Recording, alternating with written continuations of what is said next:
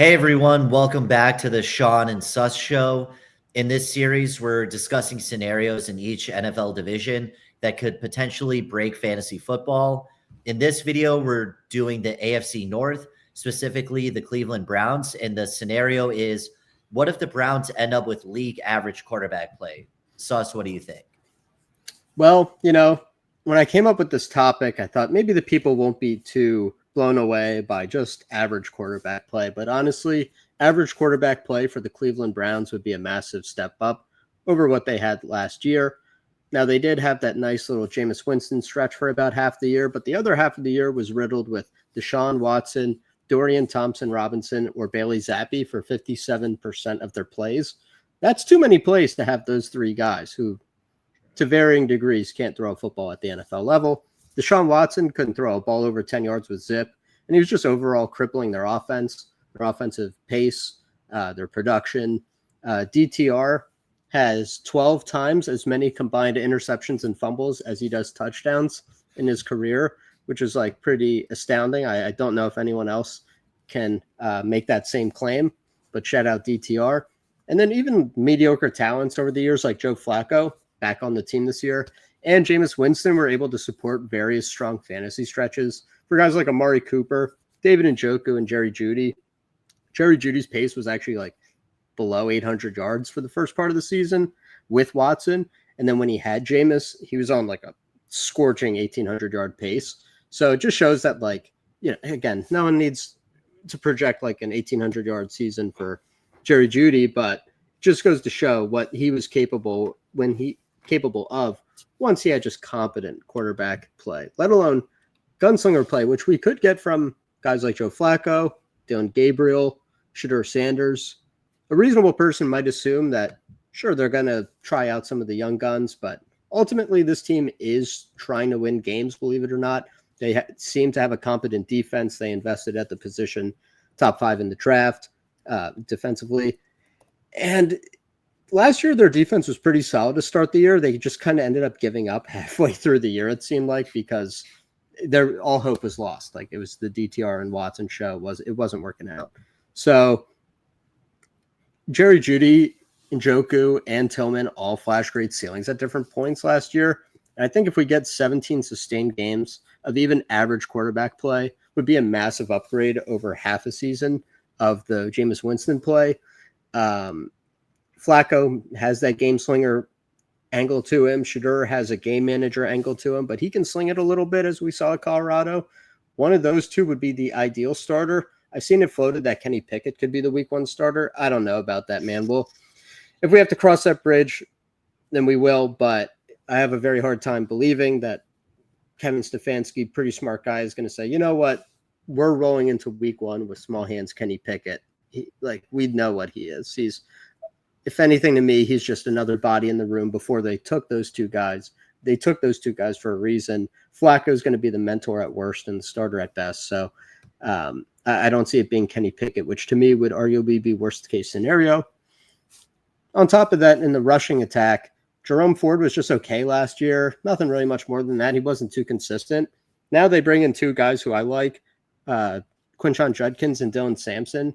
Both bring their own little vibe to the table, but now they have 3 guys that you feel at least decent about, and Judkins and Sampson should offer something over Ford in terms of just being a dynamic player. Now, Ford can break the occasional long run. He is actually a bit of a sneaky home run hitter, but Judkins can really handle the work, be more consistent in picking up solid gains, and Sampson has like that really nice one-cut ability.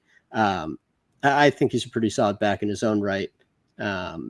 And I think that they're going to be able to help sustain drives. So it's not just all on the quarterback's back to drive the ball down the field, because that was part of the problem for Jameis last year. They just couldn't run the ball at all, and it would force him into throwing picks and everything. So I think if we just get average Joe Flacco, Jameis Winston level quarterback play, as we've seen the last 2 years for the Browns, that has yielded really fun fantasy results. Makes sense. And I think I'm kind of with you. I'm sort of half and half, where the Browns are going to be bad. This offense is definitely going to struggle as a whole. With that said, the silver lining is the garbage time. The defense is projected to give up some of the worst totals. They're in one of the better, at least between Cincinnati and Baltimore. Those are two of the best offenses in fantasy and in football. So those are games that we're going to expect. Cleveland is going to have to throw no matter what. You're down 2 touchdowns. You're throwing the ball no matter what. This run blocking line is not what we think it is, at least projecting off of PFF, where the idea that Cleveland's going to be this ground and pound, slow the game down kind of team. I don't see that necessarily happening. I think Judkins and Dylan Sampson were great picks at price. I think also they had a lot of draft capital as well. So that I don't think they're just saying we're just going to go all in with the running backs. Right. With that said, I don't think they're going to be first in the NFL in passing attempts, but I think they'll be 8 to 12, which is spells good things for the Cleveland guys. And the prices that these guys go at are very ridiculous. Now that the point totals are pretty rough. They're only projected to go over 20 points twice. They're only projected to be a favorite once, which is low scoring, trailing a lot. The yardage totals are, if you look at them between Judy, Cedric Tillman, and Njoku from between his yards, touchdowns, and they don't do receptions yet, but if you use the Vegas or the Fantasy Pros receptions with the 2 Vegas totals, he projects about the same Njoku does, who's going around that tight end 12. He projects around Laporta and Travis Kelce, which go way higher. And Jerry Jeudy is around Zay Flowers, and I think close to Xavier Worthy, who goes higher in best ball because he's more in a better offense, more projectable talent. And when you say around, you mean like the Vegas lines? Yes. Wow. The Vegas lines in terms of yards. Now, I think the one nuance here is they're excellent at value, but this team is going to be bad. I said it before, I'll say it again. They're projected as a favorite one time week 14 against Tennessee at home. And that means they're going to be bad. And we don't necessarily know who the quarterback is. I would wager that it's Joe Flacco early in the year and early season, especially these eliminator teams. I think they're gonna save a lot of people in those type of formats. Or part of your team is meant to advance and you're in season long, you want to make the playoffs, but late season, I think there's a lot of trouble for some of these guys if they switch to a Dylan Gabriel.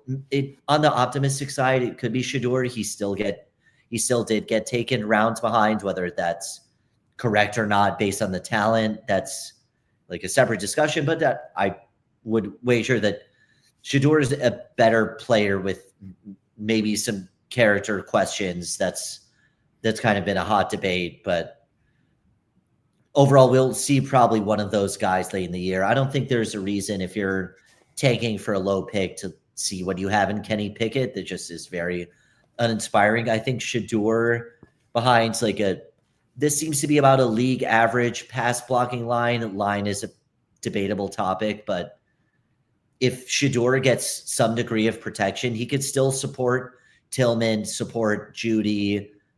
Tillman, who's also around, I think, 675, 700 yards, which is close to Josh Downs, which is insane given where he goes. Those early season numbers, if he can stay healthy and not get a nasty concussion like he did, he's had stretches where he's put up 80, 90, 100, that type of yards. So during the season, I think this team is super live, but the late season really scares me. And when there's low touchdowns, if you're looking for that guys that are going to get you touchdown upside, there's just not a lot of touchdowns here. But I think down, they have to throw their yards, and it's pretty consolidated room unless you're hoping Harold Fannin really comes in and does that and steals some of that work. But I don't see it in year one. So maybe I'm a little delusional on this one, but I really think there's a chance that this team if things break right and Flacco plays like he did 2023, they could lie to themselves just enough to think they can compete for a wild card. People forget they did 2 years ago make the playoffs. The Cleveland Browns in 2023, despite having to roll out Deshaun Watson's skibbity self, non-productive self for half a season, they still managed to make the playoffs with Joe Flacco. And so, last year's, man, just a total brutal year, but easy to forget what the Browns were just a mere 2023, 2 years ago. Jerry Jeudy going around pick 69 on Underdog at the moment. David Njoku in the 120s. Tillman's moving up. He was in the 150s. Now he's in the 140s. So much of this thesis I have is based on the price, which is if you can get league average play for the cheapest offense, I mean, you're printing value right there. But not only could you get average quarterback play leading to average production, average quarterback play with some of the gunslinging we've seen in the last few years has led to real spike weeks for Amari Cooper. He was like the guy you needed in week 16. Oh, yeah. In 2023. Top advanced guy. I think he was arguably one of the top few guys in advance rate of any player, period. So Njoku, the tight end one down that stretch, that late season stretch with Flacco. Tillman had his major spikes in the middle of 2024. Jeudy having a 200-yard game, even getting like 18 targets for 12 receptions and 94 yards with DTR of all people. So I think even if we get the Dylan Gabriels or the Shadors, who I'm leaving the light on for Shador to be good. I mean, again, he's not a 5th round talent. He's like a late round 1, probably early round 2 talent who fell for the various reasons. But if he can figure it out and be like a game manager, I mean, I'm believing a little bit more in what Shedeur Sanders can do as a quarterback than a guy like Tyler Shuck.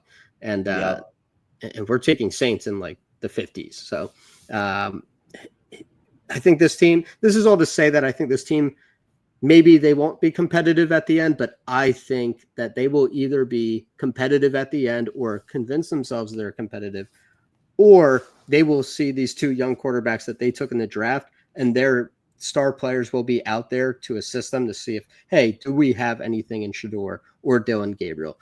I don't think they're going to pull their starters off the field and be like, let's optimal, like just full go tank. It's like, okay, we'll give Dylan Gabriel a shot. We'll give Shedeur a shot. Let them sling it around, even if they lose, even if they throw picks. Hey, interceptions aren't the worst thing for fantasy football. You get an interception, now you got to really try to drive the field to try to win the game. So I think we're going to get the full, if we get health, you never know, but with health, Tillman, Jeudy, Njoku, all the way through the end, through the meaningful playoff weeks. That's probably the part where I would differ. I just think this team's going to be bad, and in their division is pretty strong. They start off Cincinnati, Baltimore, Green Bay, Detroit, Minnesota. Like, would you expect them to win any of those games? I personally wouldn't. No. I think from the garbage time and the yards, I do worry about the timing. I think this is a regular season group that it gets you, because the week 17 obsession, it doesn't matter. Of course, those are the money weeks. At the same time, you got to make it. That's still in a regular league, you're between 4 and 6 of 12. In best ball, you're a 2 of 12. And if the team's giving up, it's 25, 29, 25, I'm reading these off, 28, they're going to have to throw, and that's going to accumulate yards. The touchdowns are a little bit scary. The Njoku price is Njoku especially, and Jeudy also produced it. You had mentioned offline that Jeudy actually did produce the one game really well with DTR, and however much you want to bear case on Dylan Gabriel, Shedeur Sanders, Kenny Pickett, Joe Flacco, they're probably better than he is, if not They quite really can't be worse than DTR. Again, 1 touchdown and 12 turnovers, interceptions and fumbles combined. That's egregious.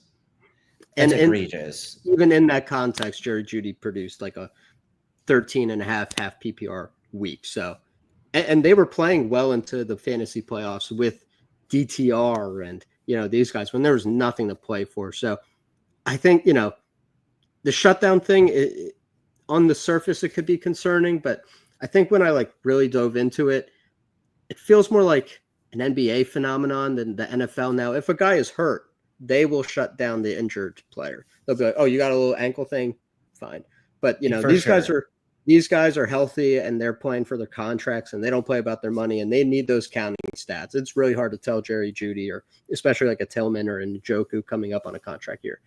Just stay home. I don't think those guys operate like that. I think now if you get a little sprained ankle, sure, pack it up. But for sure, they want to know what they have in these two quarterbacks before they go into the first round next year and rip it in on an Arch Manning or someone to that effect.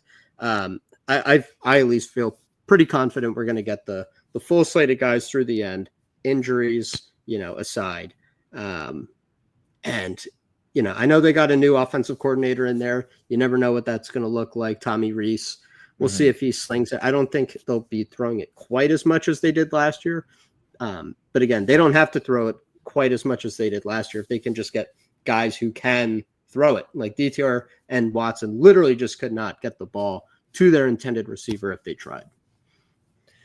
Yeah, I think they'll play. I don't think they'll hard shut down. I think the other silver lining, if you want to like hard galaxy brain it, is maybe Cleveland's really bad around trade deadline, and you're any of these teams that want a talented receiver, tight end, and these guys can come in and bolster your team. If you take them off the Browns, and these guys will super cook. I mean, they're underrated at price already, but for that late season part, I would definitely say so. Now for the playoffs, they get Bears, Buffalo, Pittsburgh. That's a pretty nasty playoff trio. Now the Bears and Bills are projected to score a lot on them. That Pittsburgh game is kind of like where fantasy goes to die, in my opinion, but you can fill other spots in the roster in season longer best ball, like with other guys and more week 17 oriented guys. But there's just a ton of free value there with some of these talented guys. And I'll have to double check this, but I believe that Quinshon Judkins rush season line is around 700 now. I think they're pretty rough on these rookies early on. So I think there's a bit more optimism, but the idea that he's going to come in and be like, just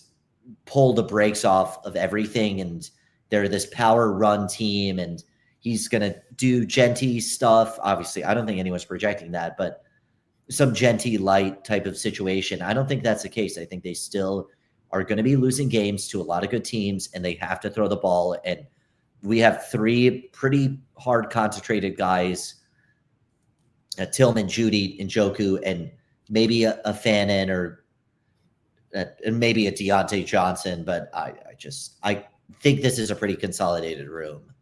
And you definitely don't have a situation like the Bills where you're rotating like 5 receivers, No. It's Jeudy is playing, Njoku's playing, Tillman's playing, health aside. And then maybe you get a rotational slot, but like their 2 wide receiver sets are locked in as far as I'm concerned. I'm with you there. And snaps and route share, that stuff matters, even if it's not the most live offense. I mean, I would give maybe outside of Dylan Gabriel, I know you're more down on Kenny Pickett. I think Kenny Pickett could at least get the offense at 200 yards a game. He beats Watson. He beats DTR. For sure. Like, for those at home, like, look at some of the Watson film. I know back in the day he was awesome, but that shoulder is rough, man, unfortunately. And now he has the Achilles now? Yep. And so he's in a lot of trouble. Obviously, a well-paid a lot of trouble, but he's in a lot of trouble. And it was rough. Like you're running like 5-yard out routes, and the ball is like barely getting there on time, if not at all. It's like wobbling out there. It's nuts.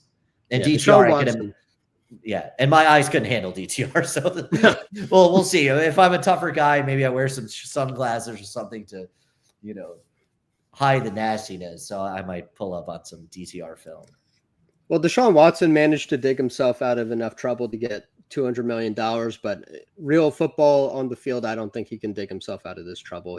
His career is cooked as far as I'm concerned. I know he's technically still on the roster. They're going to put him on PUP or whatever reserve list they have to. He's not going to play. He's not going to come back and ruin our hopes and dreams here. So let one of these young guns sling it. If not, Flacco, heck, even Pickett, had some decent moments last year for the Eagles, producing yards, producing fantasy points, which is what we're here to get. We're here to score fantasy points above ADP, above where the price we pay for these guys. And so Jerry Jeudy, I think, is a good target. I think David Njoku is a good target, and Cedric Tillman. And, if you want to mix in low-owned in the time box contest, round 18, Deontay Johnson, get some low-owned Deontay. Maybe for BBM and stuff that's going to be open later where people will have an informational edge, hold off on the Deontay. If you want to go in on it, sure. It seems like he's in the lead to be the slot. We've seen Deontay produce when he's been on the field, just has to have the mentals right. Do you have any conviction about Deontay being the slot receiver, or is it kind of like a, man, who knows with this guy? He could want to play football today and not play tomorrow. Total zero or hero type of scenario. It would in a spike week type of player if he made the team. I'm just more of a Cedric Tillman truther in that regard, unless that opening rises up. But I don't think Deontay moves, at least at this current state. Maybe he goes back to his older form, but it's just usually when that kind of like perma crash out happens, then it kind of repeats itself. Yeah, it seems like once that cycle begins, it doesn't really stop, unfortunately. I'm going to mix in probably 1% Deontay just to cover my bases in the scenario, especially if I start heavier at quarterback, running back, tight end, and I'm like, man, it would be nice to have some like projectable yards on this team if things break right. Because, every team, if you're drafting right, you're betting on like one like somewhat outlier outcome to occur. And sometimes it's like, Absolutely. Hey, what if it's Deontay Johnson getting like 700 yards in round 18? Sometimes you'll take that. But are you taking any of the Browns running backs? Are you doing any Judkins or like late round Sampson or Ford? Judkins, if he falls, Sampson just a little bit, just to not disacknowledge. And also if they're losing a lot, Sampson's a pretty effective receiving back. And then Jerome Ford's kind of the one who throws the team for a little bit of a rope, because you don't know necessarily who's going to be the third down guy. If we knew it was Sampson or Ford, then you could say, well, they're going to lose. Judkins was used to being with a receiving back with Travion Henderson at college, and he's more of the power guy, and you could justify a lot of targets late. But until we get more information of like who's between those two guys, I'm not as excited. I mean, you have 3 exciting guys in the Cleveland Browns. It's pretty wild. So I'm going to kind of like stick with that. And then the quarterback's too much of a mystery unless you really want to. I mean, Flacco would be the one of the group with upside, or Shador if he really popped, but it's gross. Yeah, I'm with you on Flacco being the guy. If I'm going to stack one Browns quarterback, I'm going with Joe Flacco, just because I believe he's going to start the most games. And I think there's a sneaky shot he's even the starter at the end if the team is half decent. Probably won't be. In that event, if you're fading the Joe Flacco, I think Shador's your guy. I think he's going to win over the locker room sooner rather than later. And, Shador's got that pedigree. It's like, all right, this guy's a total mystery box. We got to see, though, what Shador's got. Down the stretch, I would roll with Shador. So if you're doing super flex drafts, mix in some Flacco, mix in some Shador. As for those round 18 running backs, I know a lot of people are getting into the Dylan Sampson click right now. I just want to hold off till August, get some more info on that, because Jerome Ford was good enough last year to not guaranteed be banished to the shadow realm. Let's give Jerome Ford a shot to battle it out for RB2. I feel pretty confident saying Judkins is the RB1. Same here. We'll see exactly how that pie gets divided up. But ultimately, it seems like Shawn is into some of the values, bearish on the team sentiment, but thinks there's some good values to be had. I, for some reason, have reminded myself of Joe Flacco playing January football from 2 years ago. And hey, maybe that maybe that defense holds up and there's a little bit of magic in Cleveland. Rising tide lifts all boats type deal. So from Shawn, from Sus, let us know in the comments. Are you guys taking any Browns? Are you rocking with the stack? Are you like, this team's just not going to be good, I don't want any of the points? I totally get it either way. So if you like the video, hit like, hit subscribe, do all the things. Peace.